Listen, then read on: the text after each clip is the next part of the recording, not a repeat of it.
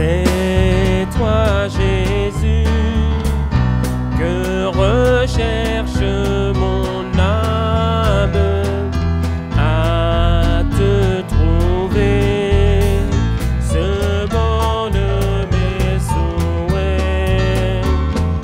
C'est ton regard que sur moi je réclame.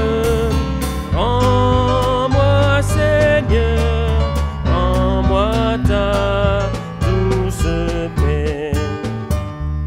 Longtemps j'irai dans les sentiers du monde, ne connaissant ni ton nom ni ta loi. Tu me cherchas en cette nuit profonde, et pour toujours m'en tireras par la foi. Que ton amour, la voix se fit entendre. J'appris alors que tu m'as racheté, et ton esprit à mon cœur fit comprendre ce qu'est pour nous, ô Dieu, ta charité.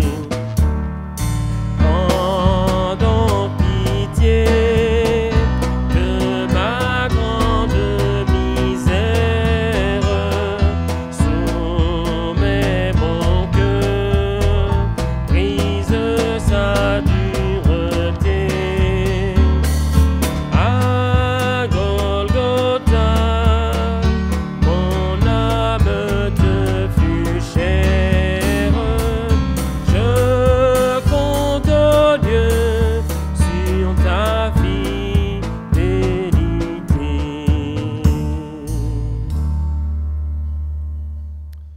Bonsoir frères et sœurs, chers amis youtubeurs.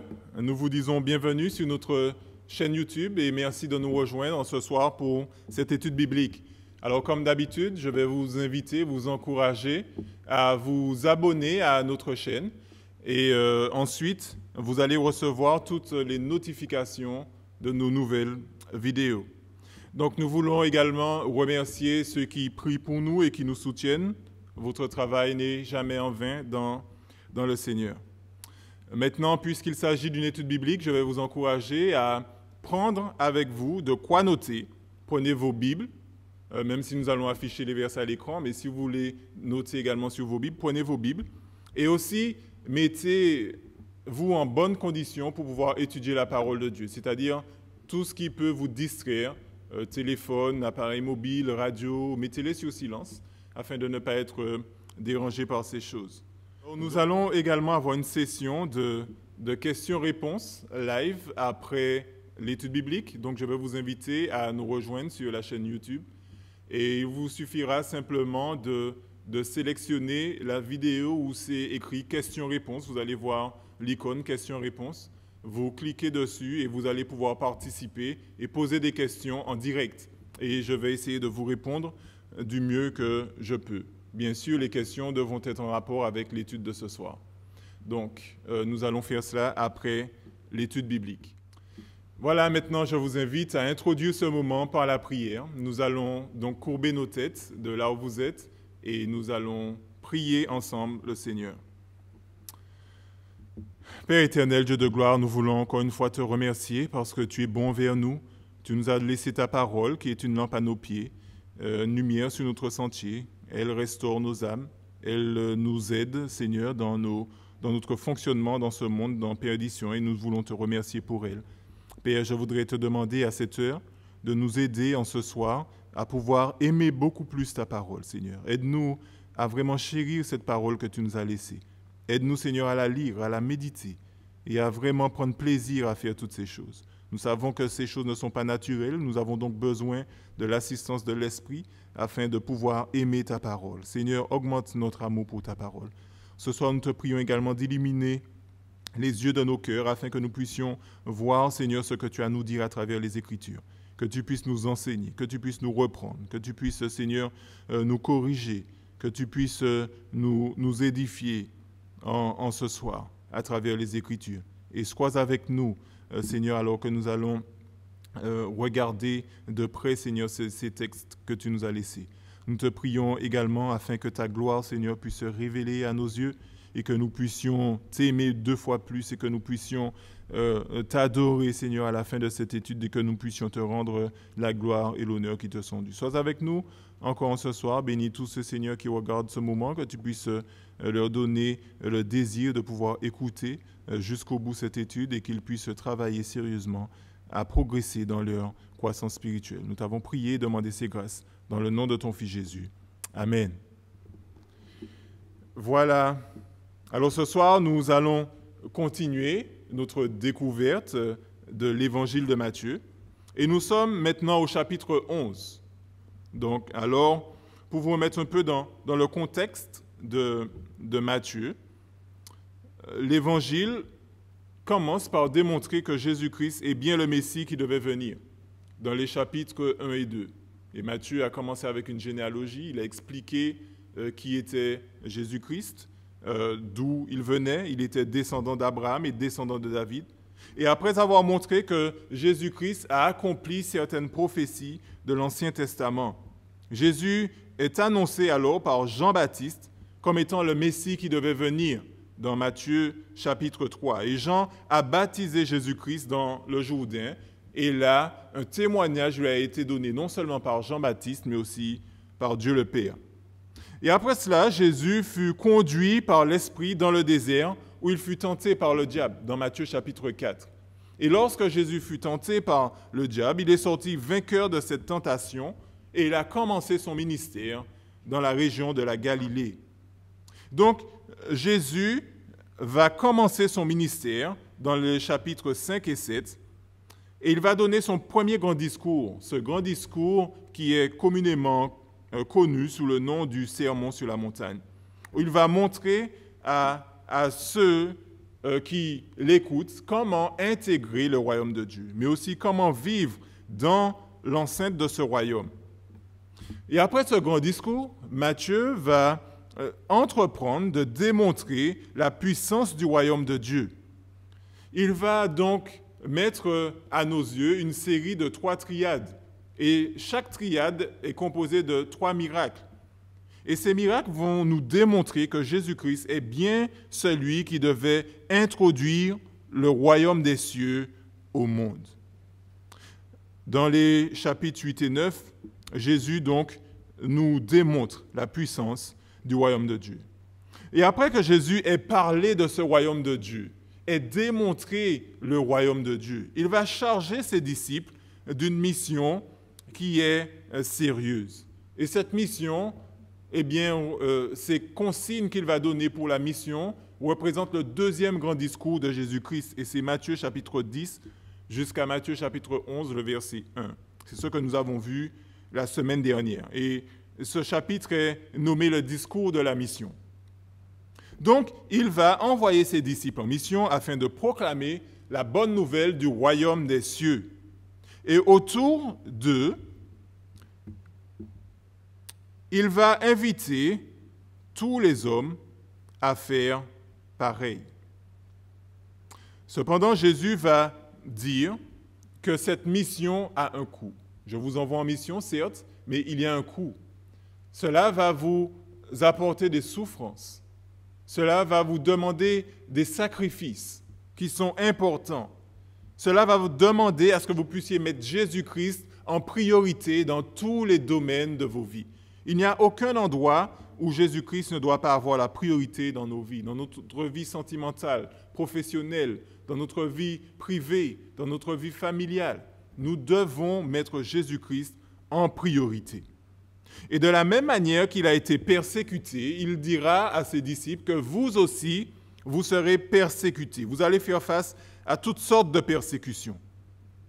Et ce soir, je vous propose de creuser le terrain de Matthieu chapitre 11, les versets 2 à 19, afin de voir quels sont les trésors que nous pouvons mettre en évidence dans nos vies, afin de nous les approprier. Je vous invite donc à ouvrir vos Bibles dans l'évangile de Matthieu, le chapitre 11, et les versets 2 à 19. Et nous allons lire ensemble ce texte. Matthieu 11, versets 2 à 19. Voici ce que dit la parole du Seigneur. Jean, ayant entendu parler dans sa prison des œuvres du Christ, lui fit dire par ses disciples, « Es-tu celui qui doit venir ou devons-nous en attendre un autre ?» Jésus leur répondit, « Allez, rapportez à Jean ce que vous entendez et ce que vous voyez. Les aveugles voient, les boiteux marchent, les lépreux sont purifiés, les sourds entendent, les morts ressuscitent et la bonne nouvelle est annoncée aux pauvres. Heureux celui pour qui je ne serai pas une occasion de chute. » Comme il s'en allait, Jésus se mit à dire à la foule au sujet de Jean, « Qu'êtes-vous allé voir au désert? Un roseau agité par le vent? Mais qu'êtes-vous allé voir? Un homme vêtu d'habits précieux? Voici, ceux qui portent des habits précieux sont dans les maisons des rois. Qu'êtes-vous donc allé voir? Un prophète? Oui, vous dis-je, et plus qu'un prophète. Car c'est celui dont il est écrit, « Voici, j'envoie mon messager devant ta face pour préparer ton chemin devant toi. » Je vous le dis en vérité, parmi ceux qui sont nés de femmes, il n'en a point paru de plus grand que Jean-Baptiste. Cependant, le plus petit dans le royaume des cieux est plus grand que lui. Depuis le temps de Jean-Baptiste jusqu'à présent, le royaume des cieux est forcé, et ce sont les violents qui s'en emparent. Car tous les prophètes et la loi ont prophétisé jusqu'à Jean. Et si vous voulez comprendre, c'est lui qui est l'Élie qui devait venir. Que celui qui a des oreilles pour entendre, entende. À qui comparais-je cette génération? Elle ressemble à des enfants assis dans des places publiques et qui s'adressent à d'autres enfants, disant, « Nous vous avons joué de la flûte, et vous n'avez pas dansé. Nous avons chanté des complaintes, et vous ne vous êtes pas lamentés.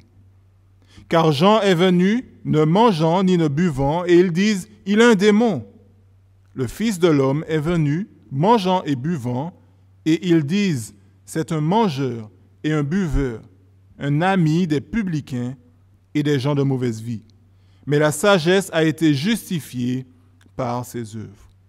Amen. Donc, Matthieu 11, versets 2 à 19 peut être divisé en deux grandes parties. La première partie commence dans le verset 2 et s'étend jusqu'au verset 6. Jésus va donc clarifier son identité aux yeux des disciples de Jean et aux yeux de Jean également. Et pour ça, il va s'appuyer sur les actions de son ministère. La deuxième partie de ce texte que nous avons lu va des versets 7 jusqu'au verset 19, où Jésus va clarifier son identité en s'appuyant sur l'identité et le rôle de Jean-Baptiste dans toute cette histoire. Donc, commençons sans plus tarder et regardons ces deux grandes sections. Donc, Matthieu va commencer par nommer Jean. Jean qui n'est pas un nouveau personnage. Nous le connaissons par rapport à Matthieu chapitre 3. Jean a fait son apparition dans le chapitre 3 et ensuite il a disparu. Et il refait son apparition au chapitre 11. C'est lui qui a baptisé Jésus-Christ, comme je vous le disais un peu plus haut. Il a disparu des radars, mais il n'a pas complètement disparu. Et maintenant, il fait son apparition à nouveau. Il n'est plus libre, parcourant la Palestine en proclamant le royaume de Dieu, mais il est maintenant emprisonné et sa vie est en danger, menacée. Il était en danger de mort dans cette prison. Et Jean était probablement emprisonné dans la forteresse d'Hérode Antipas à Machaerus. Donc, ce lieu que vous voyez à l'écran, nous voyons le sommet de la montagne. Et ce lieu, c'est-à-dire la forteresse d'Hérode Antipas, se trouvait à l'est de la mer Morte. Donc, pourquoi Jean est en prison? Lorsque nous lisons Matthieu 14, les versets 3 à 4, nous voyons pourquoi Jean a été mis en prison. Il nous est dit ceci dans Matthieu 14, versets 3 et 4, que Hérode, qui avait fait arrêter Jean, l'avait mis en prison à cause d'Hérodias, la femme de Philippe son frère, parce que Jean lui disait, « Il ne t'est pas permis de l'avoir pour femme. » Jean entend parler de Jésus, alors même en prison.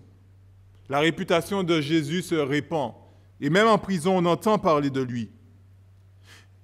Et Jean, en ayant entendu parler de tout ce que Jésus-Christ faisait, va demander, au travers de ses disciples, une question à Jésus-Christ. Et au verset 3, il va dire, « Es-tu celui qui doit venir ou devons-nous en attendre un autre ?» La question qui se pose à nous est la suivante. Lorsque nous lisons Matthieu 3, verset 11, Jean disait que Jésus était bien le Messie qui devait venir.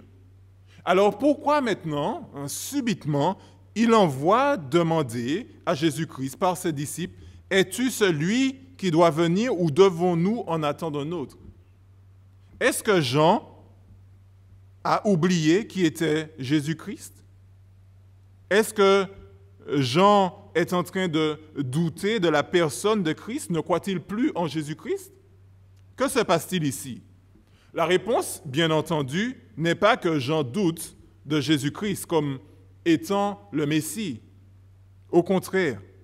Mais il veut simplement clarifier la situation dans laquelle il se trouve. Il veut comprendre ce qui se passe. Et pour cela, pour comprendre ce que Jean demande à Jésus-Christ, il faut retourner dans le contexte de l'époque juive du 1er siècle. Dans le judaïsme, il faut savoir qu'au 1er siècle, les Juifs avaient plusieurs conceptions du Messie. Plusieurs concevaient le Messie comme étant une figure royale. Il y a des écrits juifs qui nous montrent une image du Messie, un Messie qui devait briller non seulement par sa royauté, mais aussi par son ministère sacerdotal, son ministère de prêtre, si je puis dire. Et nous avons par exemple le Messie d'Aaron, qui est simplement un texte mentionné dans le Qumran, dans les rouleaux du Qumran.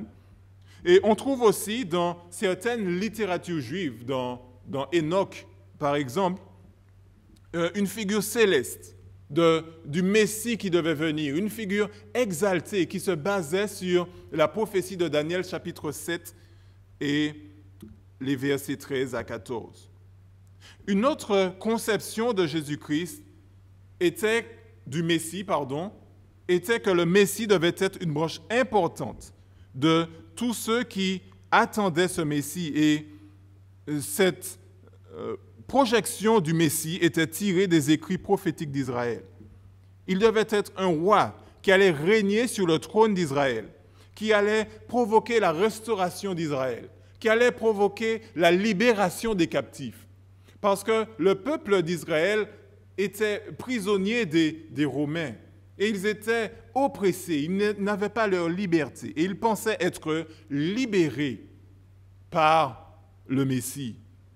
Et Jean pose la question parce qu'il était probable qu'il pensait que Jésus-Christ était le Messie qui devait restaurer de manière physique Israël, non seulement spirituellement, mais aussi physiquement. Et Jean croyait dans la partie spirituelle. Mais maintenant, il avait du mal à voir et à percevoir le côté matériel, physique. Donc, il pose la question à Jésus-Christ, « Es-tu celui qui devait venir? » Parce que, soyons honnêtes, tu dois libérer le peuple d'Israël et pourtant je suis en prison.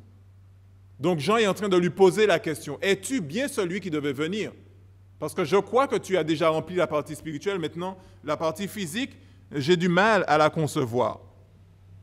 Donc, Jean n'est pas en train de douter que Jésus-Christ est le Messie, mais il veut simplement avoir une confirmation et une assurance qu'il est le Messie qui devait venir.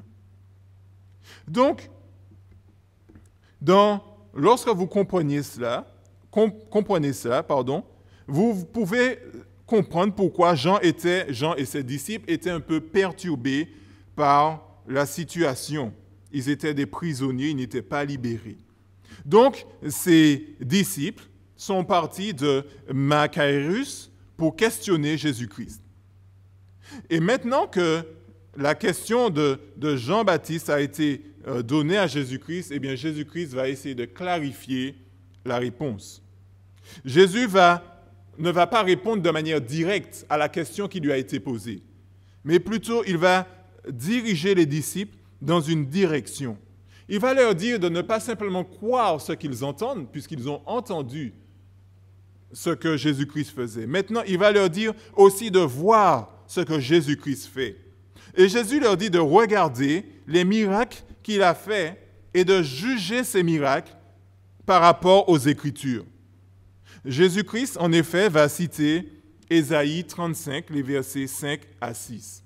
Et lorsque nous lisons Ésaïe 35, versets 5 à 6, il nous est dit ceci.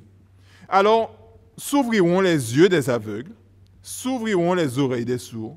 Alors le boiteux sautera comme un cerf, et la langue du muet éclatera de joie, car des eaux jailliront dans le désert et des ruisseaux dans la solitude. Ici, nous voyons ce que Jésus-Christ était en train de dire au verset 5. Il disait que les aveugles voient, les boiteux marchent, les lépreux sont purifiés. Les lépreux sont purifiés, vous ne verrez pas ça dans l'Ancien Testament, mais vous allez simplement arriver à cette conclusion par rapport à la prophétie d'Ésaïe 53. Donc, les sourds entendent, les morts ressuscitent, et la bonne nouvelle est annoncée aux pauvres. La bonne nouvelle qui est annoncée aux pauvres se base sur Ésaïe 61, verset 1. Et Ésaïe 61, verset 1 dit « L'Esprit du Seigneur, l'Éternel est sur moi, car l'Éternel m'a oint pour porter la bonne nouvelle aux malheureux ou aux pauvres. Il m'a envoyé pour guérir ceux qui ont le cœur brisé, pour proclamer aux captifs la liberté et aux prisonniers la délivrance. » Donc vous voyez que Jésus-Christ est en train d'accomplir devant les yeux de ses disciples ce que Ésaïe avait prédit du Messie. Donc Jésus-Christ est en train de dire à ses disciples, regardez ce que Ésaïe a dit au sujet du Messie. Maintenant, je suis en train de faire ces choses dans la région. Vous entendez ces choses, vous voyez ces choses. Qu'est-ce que cela vous dit de moi? Par déduction logique, ce qui avait été prédit du Messie, Jésus-Christ est en train de reproduire exactement ce qui avait été prédit par le prophète Ésaïe des années auparavant. Cela dit donc de Jésus-Christ par déduction logique qu'il est le Messie. Donc, Jésus va terminer au verset 6 cette clarification de qui il est en disant « Heureux celui pour qui je ne suis pas une occasion de chute. » Il leur dit « Ne soyez pas troublés.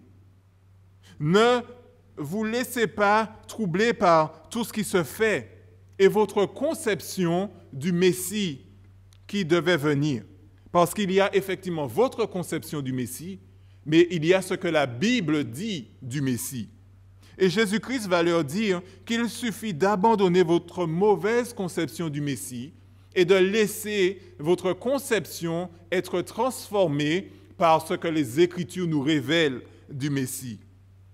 Les Écritures vont vous enseigner qui est le Christ qui devait venir, et alors vous serez heureux. Mais si vous restez, vous demeurez sur vos conceptions erronées de qui Jésus-Christ est, de qui le Messie est, eh bien, vous serez le plus malheureux des hommes, et les conséquences seront terribles. Jésus-Christ a construit son argumentation au verset 6 en se basant sur les textes d'Ésaïe 8, 14 à 15. Nous voyons que Jésus-Christ ne dit pas simplement « regardez les œuvres que je fais », mais il dit de tester les œuvres que je fais avec ce que les Écritures disent de ces œuvres. Et alors vous saurez qui je suis réellement. Et les disciples de Jean ont compris cela. Donc ils sont partis et il nous est dit au verset 7 comme ils s'en allaient. Ayant compris cela, ils vont maintenant rapporter cela à Jean. Donc, il nous est dit que Jésus-Christ ne s'est pas arrêté là. On arrive dans notre deuxième grande section, les versets 7 à 19. Jésus va continuer à clarifier son identité en faisant l'éloge de Jean-Baptiste, ce qui va permettre également de savoir qui est réellement Jean-Baptiste. Parce qu'il y avait aussi des questions à ce sujet. Il y a des questions qui lui ont été posées par les pharisiens. Es-tu le Messie? Es-tu le Christ? Es-tu le prophète qui devait venir? Es-tu Élie? Et Jean-Baptiste a répondu, bien entendu, qu'il n'était pas Élie. Nous allons voir un peu plus tard pourquoi. Mais la question qu'on doit se poser, c'est pourquoi Jésus profite de cette occasion pour clarifier l'identité de Jean-Baptiste? Pourquoi fait-il cela? Eh bien, parce que si le doute sur Jean-Baptiste est levé, eh bien, le doute sur sa personne également sera levé. Il faut savoir en effet que le ministère de Jean-Baptiste était étroitement lié au ministère de Jésus-Christ. Les versets 7 et 9 commencent par poser une série de questions à la foule. Et cette foule, on voit que cette foule continue de suivre Jésus-Christ partout où il va, et le fait que Jésus-Christ soit suivi par la foule, nous voyons cela après Matthieu chapitre 4, dans le chapitre 5, lorsque Jésus-Christ a commencé son ministère. Il y a une foule qui se rassemble autour de lui. La première question que Jésus-Christ pose à cette foule, c'est « Qu'êtes-vous allé voir dans le désert? Un roseau agité par le vent ?» Pourquoi Jésus-Christ parle-t-il du désert? Eh bien, tout simplement parce que nous avons vu dans les études précédentes que Jean exerçait son ministère dans des régions principalement arides et désertiques, dans Matthieu 3, verset 1. Et l'image du roseau symbolise quelqu'un qui est ballotté, agité de droite à gauche par le vent. Et cela montre une faiblesse d'esprit de cette personne. C'est-à-dire, un jour, cette personne dira une chose, demain, elle dira autre chose. Et Jésus-Christ leur demande, est-ce que c'est cet homme que vous êtes allé voir? Bien sûr, cette description ne reflète pas Jean-Baptiste, parce que Jean-Baptiste est resté consistant pendant tout son ministère. Il disait, repentez-vous car le royaume de Dieu est proche. Donc Jean-Baptiste n'était pas ballotté de doctrine en doctrine, non. Donc cette image ne correspond pas à Jean-Baptiste. Jésus demande également une deuxième question, pose une deuxième question. Et il dit, mais qu'êtes-vous allé voir? Un homme vêtu d'habits précieux? Et Jésus-Christ va leur dire, voici ceux qui portent des habits précieux sont dans les maisons des rois ou bien dans les palais. Donc, cette description ne correspond pas à Jean-Baptiste non plus. Pourquoi? Parce que Jean-Baptiste, il nous est dit, était un personnage dans Matthieu chapitre 3, verset 4, qui était vêtu de poils de chameau. Il avait une ceinture de cuir autour des reins et il se nourrissait de sauterelles et de miel sauvage. Donc, l'illustration que vous avez représente un relief assyrien et cet homme était tout simplement en train de manger des sauterelles. Donc, il les a rassemblées sur une tige et il les transportait pour être mangés le long d'un roseau. Et la loi, bien sûr, alimentaire hébraïque n'était pas contre cette source d'alimentation. Les sauterelles pouvaient être mangées si nous lisons Lévitique 11, verset 22. La troisième question, donc, que Jésus-Christ pose à la foule est « Qu'êtes-vous allé voir? Est-ce que vous êtes allé voir un prophète ?» Et bien sûr, Jésus-Christ va répondre en disant « Oui, Jean est en effet un prophète. Il est bien un prophète. Mais il va leur dire que Jean n'est pas un simple prophète. Il est bien plus qu'un prophète. » Et Jésus va poser cette troisième question afin de développer son éloge concernant Jean-Baptiste. Jésus-Christ va dire qu'il n'est pas simplement un simple prophète, mais c'est le prophète que Malachie avait prédit dans Malachie 3, verset 1, où il a dit « Voici, j'enverrai mon messager. Il préparera le chemin devant moi, et soudain entrera dans son temple le Seigneur que vous cherchez, le messager de l'alliance que vous désirez. Voici, il vient, dit l'Éternel des armées. Donc Jésus nous dit que Jean-Baptiste devait introduire le ministère du Messie qui avait été prédit dans Malachie 3, verset 1. Et ce Messie devait apporter cette nouvelle alliance tant attendue. Quelle était cette nouvelle alliance? Eh bien, cette nouvelle alliance de Jérémie 31, verset 31 à 40, où Dieu allait déverser son esprit dans le cœur de ces personnes. Il allait changer leur cœur de pierre en cœur de chair. Ils attendaient, eh bien, cette nouvelle alliance avec impatience. Jésus nous dit que ce messager qui devait venir, eh bien, est Jean. Et que Jean devait préparer la voie et le ministère de celui qui devait venir, c'est-à-dire le Christ, le Messie. Donc, si Jean-Baptiste est bien ce messager envoyé de Dieu et qu'il a introduit Jésus-Christ, par déduction logique, cela nous dit que Jésus-Christ est bien le Messie qui devait venir.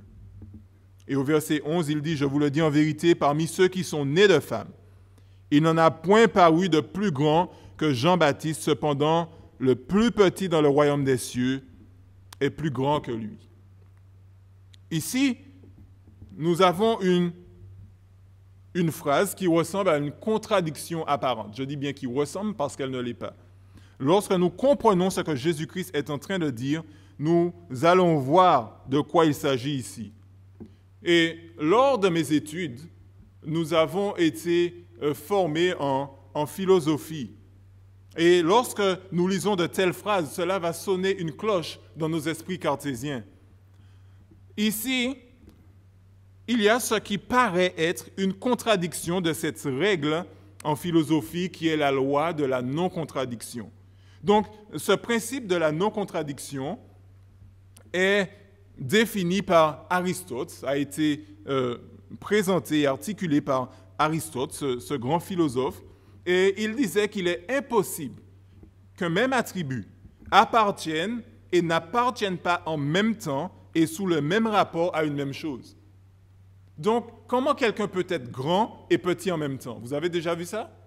Être grand et petit en même temps. Eh bien, cela n'est pas possible.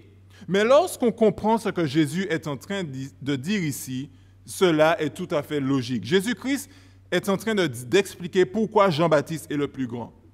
Jean-Baptiste est le plus grand de tous les prophètes de l'Ancien Testament jusqu'à maintenant, même des hommes.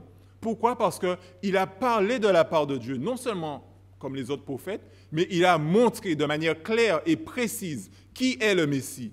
Tous ceux qui étaient dans l'Ancien Testament regardaient vers l'avenir pour voir ce Messie qui avait été promis depuis Genèse 3, verset 15, c'est-à-dire le proto-évangélion, cette promesse qui avait été faite depuis la chute, qu'un homme allait venir, ce Messie allait venir pour délivrer l'humanité. Eh bien, Jean le Baptiste est le plus grand parce qu'il a pointé du doigt. Voici le Messie qui devait venir. Voici Jésus-Christ. C'est lui le Messie. Donc, il est le plus grand parce qu'il a reconnu, il a annoncé et il a préparé la venue de Jésus-Christ. Donc, en ce sens, Jean le Baptiste est le plus grand. Maintenant, il nous est dit que le plus petit dans le royaume des cieux, c'est-à-dire le plus petit chrétien, vous et moi, nous serons quand même plus grands que Jean-Baptiste. Comment cela est possible puisque Jean-Baptiste est déjà le plus grand des hommes? Eh bien, ce que Jésus-Christ est en train de dire ici, c'est que lors de l'inauguration de cette nouvelle alliance, bien que Jean a été le plus grand en montrant aux hommes Jésus-Christ, eh bien, il ne sera pas présent ni vivant pour pouvoir expérimenter cette nouvelle alliance. Et parce qu'il n'aura pas expérimenté cette nouvelle alliance, tous ceux qui sont venus après la résurrection de Jésus-Christ, qui ont cru en Jésus-Christ, qui ont donné leur vie à Christ et qui ont expérimenté la plénitude du Saint-Esprit dans leur vie, eh bien, ces personnes seront beaucoup plus grandes que Jean-Baptiste. Voici ce que Jésus-Christ est en train de dire ici. Il est en train de dire que les plus petits chrétiens vont expérimenter cette nouvelle alliance et en ce sens, ils seront plus grands que Jean-Baptiste dans le royaume des cieux. Maintenant, le verset 12 sera un peu débattu dans le live, si cela vous intéresse, parce qu'il y a plusieurs traductions possibles dans ce texte. C'est un texte très débattu, même à l'heure d'aujourd'hui, car il est très difficile à comprendre. Donc, nous allons essayer de débattre cela, car ce texte ne fait pas l'unanimité. Donc, je ne peux pas vous donner une affirmation, vous affirmer une chose catégoriquement ici. Mais le verset 13 est particulièrement intéressant, car il signale que Jean est le dernier prophète de l'Ancien Testament qui a prophétisé sur la venue du Messie. Après Jean, plus personne ne pourra dire de lui qu'il est un prophète qui annonce le Messie. Pourquoi? Parce que le Messie est déjà venu. Et il est le seul qui a proclamé la parole de Dieu concernant le Messie avec tant de précision et de manière aussi claire. C'est Jean le Baptiste. Il est le dernier prophète. Jésus dit au verset 14 que Jean est l'Élie qui devait venir. Et pour comprendre ce que Jésus dit ici, nous devons tourner nos regards vers le prophète Malachie pour comprendre ce que Jésus-Christ est en train de dire ici. Je vous ai dit plus tôt que Jean avait déjà dit qu'il n'était pas l'Élie qui devait venir. Lorsque nous lisons Jean 1, verset 21, il a dit, la question lui a été posée, il a dit « Je ne suis pas Élie ». C'est ce qu'il a répondu. Il a démenti qu'il était Élie. Mais pour quelle raison? Eh bien, Jean essayait de la même manière de corriger les mauvaises conceptions de qui est cet Élie qui devait venir. Donc, lorsque vous avez une mauvaise conception d'une chose, eh bien, il est important de clarifier pour que vous ne puissiez pas vous tromper. Et c'est ce que Jean est en train de faire ici. Et nous savons que Jean est bien cet Élie qui devait venir parce que lorsque nous lisons Luc 1, verset 17, lors de la naissance de Jean-Baptiste, il a été désigné comme celui qui devait exercer son ministère dans l'esprit et la puissance d'Élie. Il va ainsi accomplir la prophétie de Malachie, chapitre 3, verset 1 et Malachie 4, verset 5, où Malachie avait prophétisé que Élie devait préparer la voie du Messie. Jean est en train de dire qu'il n'est pas Élie parce qu'il n'est pas Élie physiquement, mais il est Élie dans le sens qu'il est venu avec la puissance d'Élie, qu'il est venu avec la sagesse d'Élie, il est venu avec l'esprit d'Élie. Donc, il est cet Élie qui devait préparer la venue de Jésus-Christ. En ce sens, il est Élie. Mais Jésus-Christ et les prophètes ne parlent pas d'un Élie physique qui devait ressusciter à nouveau et venir dans ce monde. Mais ils parlaient de quelqu'un qui devait représenter Élie par son esprit et par sa force, la puissance d'Élie. Et au verset 15, Jésus va finir son éloge en disant que Jean-Baptiste est bien celui qui devait venir. Il va dire, écoutez, celui qui a des oreilles pour entendre, qu'il puisse entendre. Ce refrain, bien sûr, est basé également sur le prophète Ésaïe. À l'époque, les Israélites sont caractérisés comme ayant des oreilles et ne pouvant pas entendre. Eh bien, Jésus est en train d'emprunter cette expression pour expliquer le rejet fréquent de son message par beaucoup de personnes en Israël, et même des chefs religieux. Ils entendent ce que Christ dit, ils voient ce que Christ fait, mais ils refusent de voir et ils refusent d'entendre. Donc Jésus-Christ dit dans ce verset 15, si vous voulez entendre, eh bien, entendez. Maintenant, les versets 16 à 19, Jésus-Christ va illustrer le rejet de ces personnes en Israël, de ces Juifs en Israël, de ces chefs religieux, par une illustration simple. Il va parler d'enfants. Lorsque nous lisons le verset 16, il dit « À qui comparais-je cette génération? Elle ressemble à des enfants assis dans des places publiques et qui s'adressent à d'autres enfants. » Et Jésus-Christ va employer une figure de style qui est appelée un chiasme. Et Jésus-Christ va montrer va comparer un groupe d'enfants avec un autre groupe d'enfants. Et dans le premier groupe d'enfants, ceux qui vont jouer de la flûte et ceux qui vont chanter, eh bien, vont représenter Jésus-Christ et Jean-Baptiste. Et les autres groupes qui sont restés amorphes, inertes face à toutes ces activités en face d'eux, eh bien, sont les Juifs et les chefs religieux. Donc Jésus-Christ va dire que nous avons joué de la flûte et il n'y a pas eu de danse. Ensuite, il va dire que nous avons chanté des complaintes et il n'y a pas eu de lamentation. Et pourquoi Jésus-Christ dit cela? Il va faire référence à Jean-Baptiste lorsqu'il va parler de complaintes et de lamentation. Et il va dire que Jean ne mangeait pas et ne buvait pas. Et pourtant, il a été rejeté. Comment a-t-il été rejeté? Par le fait qu'ils disent que Jean avait un démon. Pour eux, Jean avait un démon parce qu'il avait une vie ascétique, c'est-à-dire il se privait de beaucoup de plaisir juste pour se focaliser uniquement sur le royaume de Dieu. Il mangeait des sauterelles, il jeûnait et priait. Et parce qu'il ne mangeait pas, il ne buvait pas, eh bien, ils ont dit que cet homme-là avait un démon. Il était habillé de peau de bête, donc il avait forcément un démon. Ensuite, Jésus, rappelez-vous, va dire qu'il est l'époux dans Matthieu 9, verset 15. L'époux qui devait venir. Et lorsque l'époux est là, cela représente des noces et il doit avoir de la joie et des danses. Et Jésus va comparer ceux qui jouent de la flûte à lui. Je suis là. Il y a des festivités. Vous auriez dû être dans la joie. Mais vous avez rejeté Jean, premièrement, en disant qu'il avait un démon parce qu'il ne mangeait pas et il ne buvait pas, et qu'il était en dehors de votre canevas de qui celui qui devait annoncer le Messie devait être. Et vous l'avez rejeté. De même, vous rejetez l'époux, le Messie, parce qu'il ne rentre pas dans votre sens. Il n'est pas ce guerrier, ce roi puissant qui devait s'asseoir sur le trône d'Israël et libérer Israël de l'oppression romaine. Donc, le Messie ne rentrait pas dans leur canevas.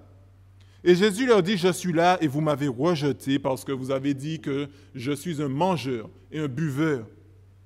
Et lorsqu'il a dit cela, eh bien, ils l'ont condamné comme quelqu'un qui avait un démon. Dans Matthieu 9, verset 34, nous voyons ces accusations. Les chefs religieux disaient que Jésus avait un démon. Et lorsqu'un prophète avait un démon, eh bien, il nous était dit dans Deutéronome également qu'il devait être lapidé. Tout comme celui qui ne mangeait pas et ne buvait pas, c'est un prophète possédé de démons, il devait aussi être lapidé. Donc Jésus-Christ est en train de leur dire, que ce soit au niveau de Jean, que ce soit à mon niveau, vous nous avez tous rejetés. Il ne mange pas, il ne boit pas, c'est un démon. Il mange et il boit, c'est un démon. Donc on ne peut pas gagner avec vous. Vous rejetez ouvertement l'Évangile et sachez que pour cela, c'est un crime terrible que vous avez. Eh bien, vous allez subir de très grandes conséquences par rapport à vos rejets. Maintenant, que devons-nous retenir de ce texte? Quelles sont les applications que nous devons voir dans ce texte? Nous voyons que les réalités et les vérités spirituelles doivent être évaluées en accord avec la parole de Dieu. Lorsque vous entendez des personnes prêcher, lorsque vous entendez des personnes dire des choses ou bien même faire des choses, vous devez comparer ce qui est dit avec la parole de Dieu pour voir si ce qu'il dit ou fait est en accord avec la parole de Dieu. Et vous voyez, si vous n'avez aucune connaissance de l'Ancien Testament, il vous sera difficile de comprendre ce que Jésus-Christ fait ici. Donc l'Ancien Testament ne peut pas être rejeté de la parole de Dieu. En fait, nous sommes des chrétiens par rapport à l'Ancien Testament. Pourquoi? Parce que ce qui est prédit dans l'Ancien Testament est accompli dans le Nouveau et nous sommes bénéficiaires de ce qui est fait dans le Nouveau Testament. Donc nous devons comparer notre vie en rapport avec la parole de Dieu. Notre conception de qui Jésus-Christ est ne doit pas se baser sur notre ressenti, sur ce que nous pensons être quelque chose de bien. Je préfère un Jésus-Christ qui est uniquement tout amour. Cela me convient mieux parce que lorsque je fais des bêtises, on s'en moque. Je peux ignorer Jésus-Christ, on s'en moque. Je peux ignorer sa loi, on s'en moque. Tout ce que je sais, c'est qu'il est amour. Donc quand je vais venir au ciel, c'est son devoir de me pardonner. Il sera obligé de me pardonner parce qu'il est amour. Mais la Bible ne nous présente pas un Messie comme cela. C'est clair qu'il est venu, il a manifesté son amour envers nous, mais il est aussi justice. Il n'est pas simplement amour, il est aussi justice. Et un jour, il reviendra pour juger les vivants et les morts. Et parce que la Bible nous présente Jésus-Christ dans l'Apocalypse comme étant un guerrier qui va revenir et qui va montrer sa gloire aux hommes et il va les juger, nous serons tous devant le trône de Christ un de ces jours. Eh bien, sachez que Christ va vous montrer qui il est réellement. Et il va condamner tous ceux qui ont refusé de croire en ce que les Écritures disaient de lui. Notre sentiment concernant Jésus-Christ n'est pas ce qui est important. Ce qui est important, c'est ce que la parole nous dit de Christ et nous devons accepter ce que la parole nous dit de Christ. La Bible nous dit qu'il sauve des pécheurs pour faire de nous de bonnes personnes, pour faire de bonnes œuvres en nous. Vous ne pouvez pas dire que vous êtes un chrétien et continuer à faire des bêtises. Ce n'est pas vrai. Dieu a dit « venez comme vous êtes ». Mais il n'a pas dit « restez comme vous êtes ». Il dit « venez comme vous êtes afin que je puisse vous transformer ». Paul disait que celui qui vous a racheté pour commencer et qui a commencé cette bonne œuvre en vous va l'accomplir pour le jour de la rédemption. Eh bien, sachez que Christ et Dieu vous demandent de venir comme vous êtes afin de faire de vous une nouvelle créature, de vous transformer. Deuxièmement, bien que Jésus-Christ démontre énormément de preuves de qui il est par rapport à le fait qu'il va réaliser les prophéties de l'Ancien Testament, mais qu'il va faire énormément de miracles également, nous voyons le raisonnement de Jésus-Christ. Il va démontrer que Jean est celui qui devait annoncer le Messie, et Jean l'a annoncé, donc il est le Messie. Malgré toutes ces preuves évidentes, cette compréhension intellectuelle ne suffit pas pour croire en Jésus-Christ et qu'il est le Messie. Puisqu'on voit que les chefs religieux rejettent quand bien même ils arrivent à comprendre ce que Jésus-Christ est en train de dire. Donc une compréhension intellectuelle de qui Jésus-Christ est, savoir qu'il y a un Dieu ne suffit pas. Nous avons besoin également de la foi pour croire que Jésus-Christ est également le Messie qui devait venir, qu'il est Dieu et que nous devons nous placer sous le règne de Christ dans son royaume qu'il a inauguré. Donc Dieu nous montre à travers Christ que la foi est également un don et nous avons besoin de la foi pour croire dans la parole de Dieu. Il faut d'abord avoir la foi et ensuite croire. Donc, ici, nous voyons que la foi est importante. Éphésiens 2, verset 8 nous dit que c'est par grâce que vous êtes sauvés par le moyen de la foi. Et cela ne vient pas de vous, mais c'est un don de Dieu. C'est le don de Dieu. Et pour croire, nous devons recevoir le don de Christ. Cela va nous empêcher d'essayer de forcer l'Évangile sur des personnes, sur nos enfants, Non. Nous devons présenter l'Évangile et laisser l'Esprit. Nous devons semer et nous devons laisser l'Esprit agir. Parce que nous ne faisons que semer, mais c'est Dieu qui fait croître. Il nous est dit qu'il y a beaucoup de personnes qui ont des yeux, mais qui ne voient pas. Il y a beaucoup de personnes qui ont des oreilles, mais qui n'entendent pas. Parce que ces personnes sont aveuglées par le prince de ce monde, c'est-à-dire le diable, afin qu'ils ne puissent pas voir briller la gloire de l'Évangile. Pourquoi? Parce qu'il fait miroiter devant eux des choses qui paraissent être brillantes, mais en fait qui sont des choses inutiles et sans valeur. Nous devons donc laisser cette parole nous transformer et comprendre ce que Christ nous dit ici. Maintenant, que le Seigneur nous bénisse et nous aide à comprendre ces choses. Nous aide à comprendre que Christ est bien le Messie qui devait venir et que notre foi doit être placée uniquement en Jésus-Christ pour notre salut, pour la vie éternelle. Que le Seigneur vous aide à comprendre toutes ces choses de là où vous êtes, si vous avez compris cela et que l'Esprit vous a éclairé et a illuminé vos cœurs. Demandez pardon au Seigneur. Repentez-vous. Aujourd'hui, c'est jour de grâce. Demandez au Seigneur de vous pardonner parce que vous l'avez ignoré pendant tant d'années. Vous avez refusé de vous plier à son règne, d'obéir à sa parole. Et alors il viendra dans vos cœurs et vous serez transformés. Vous serez une créature nouvelle. Les choses anciennes seront passées. Toutes choses vont devenir nouvelles pour vous. Vous allez voir la vie différemment et vous allez percevoir les plaisirs de ce monde différemment. Vous allez rechercher les choses d'en haut plutôt que celles d'en bas.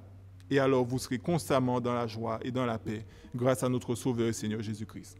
Que le Seigneur nous bénisse. Amen. Prions.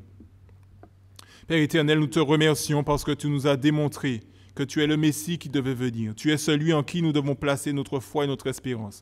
Tu es celui qui est venu apporter la vérité. Tu es celui qui est venu apporter un royaume non seulement spirituel, mais un royaume physique, parce que nous pouvons percevoir ton royaume à travers, Seigneur, tout ce qui se fait, la compassion des uns et des autres, l'amour des frères et des sœurs, par tous ceux qui persistent dans la foi. Eh bien, tu nous as montré également physiquement que ton royaume est bien réel et au milieu de nous. Ô Éternel, aide-nous à comprendre ces choses, à voir ce royaume, à entrer dans ce royaume joyeusement et à marcher selon les règles de ce royaume afin que notre vie puisse être transformée. Père, sois avec chacun de nous en ce soir. Aide-nous à comprendre ces choses. Nous t'avons prié, demandé ces bénédictions dans le nom de ton Fils Jésus. Amen. Voilà, je vous invite maintenant à me rejoindre sur le live. Rappelez-vous, cherchez la session questions-réponses et vous allez trouver. Donc, je vous dis à tout à l'heure.